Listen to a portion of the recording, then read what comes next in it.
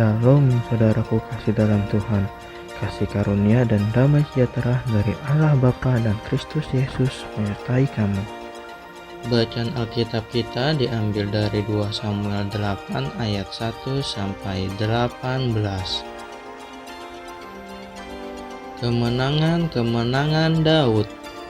Sesudah itu Daud memukul kala orang Filistin dan menundukkan mereka. Lalu Daud mengambil kendali pemerintahan atas ibu kota dari tangan orang Filistin, dan ia memukul kala orang Moab. Lalu sambil menyuruh mereka berbaring di tanah, ia mengukur tempat mereka dengan tali. Diukurnya 2 kali panjang tali itu untuk mematikan dan 1 tali penuh untuk membiarkan hidup. Maka orang Moab takluk kepada Daud dan harus mempersembahkan upeti. Selanjutnya Daud memukul kalah Hadadezer bin Rehob, Raja Zoba, ketika ia pergi memulihkan kekuasaannya pada sungai Efrat. Daud menawan daripadanya 1.700 orang pasukan berkuda dan 20.000 orang pasukan berjalan kaki. Lalu Daud menyuruh memotong urat keting segala kuda kereta, tetapi dengan meninggalkan 100 ekor kuda kereta. Lalu orang Aram dari Damsyik datang menolong Hadadezer, Raja Zoba. Tetapi dari antara orang Aram itu, Daud menewaskan 20.000 orang. Kemudian Daud menempatkan pasukan-pasukan pendudukan di daerah orang Aram dari Damsyik. Orang Aram itu takluk kepada Daud dan harus mempersembahkan upeti.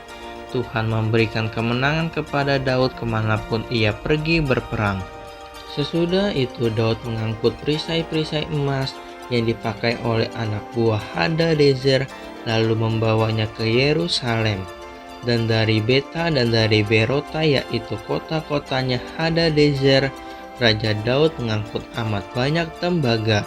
Ketika didengar Tou Raja Hamat bahwa Daud telah memukul kalah seluruh tentara Hadadezer, maka Tou mengutus Yoram anaknya kepada Raja Daud untuk menyampaikan salam dan mengucapkan selamat kepadanya, karena ia telah berperang melawan Hadadezer dan memukul dia kalah. Sebab Hadadezer sering memerangi Tou, dan Yoram membawa barang-barang perak, emas, dan tembaga. Juga barang-barang ini dikhususkan Raja Daud bagi Tuhan, bersama-sama perak dan emas yang berasal dari segala bangsa yang ditaklukkannya, yakni perak dan emas dari orang Aram, dari orang Moab, dari Bani Amon, dari orang Filistin, dari orang Amalek, dan dari jarahan yang dirampas dari Hadadezer bin Rehob, Raja Zoba.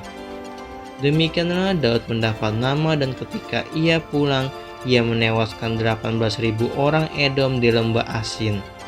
Lalu ia menempatkan pasukan-pasukan pendudukan di Edom. Di seluruh Edom ditempatkannya pasukan-pasukan pendudukan, sehingga seluruh Edom diperbudak oleh Daud. Tuhan memberi kemenangan kepada Daud kemanapun ia pergi berperang. Pegawai-pegawai Daud. Demikianlah Daud telah memerintah atas seluruh Israel dan menegakkan keadilan dan kebenaran bagi seluruh bangsanya. Yoab anak Zeruya menjadi panglima. Yosafat bin Ahilud menjadi bendahara negara. Zadok bin Ahitub dan Ahimelek bin Abiatar menjadi imam. Seraya menjadi panitera negara. Benaya bin Yoyada menjadi panglima orang Kreti dan orang Pleti, dan anak-anak Daud menjadi imam.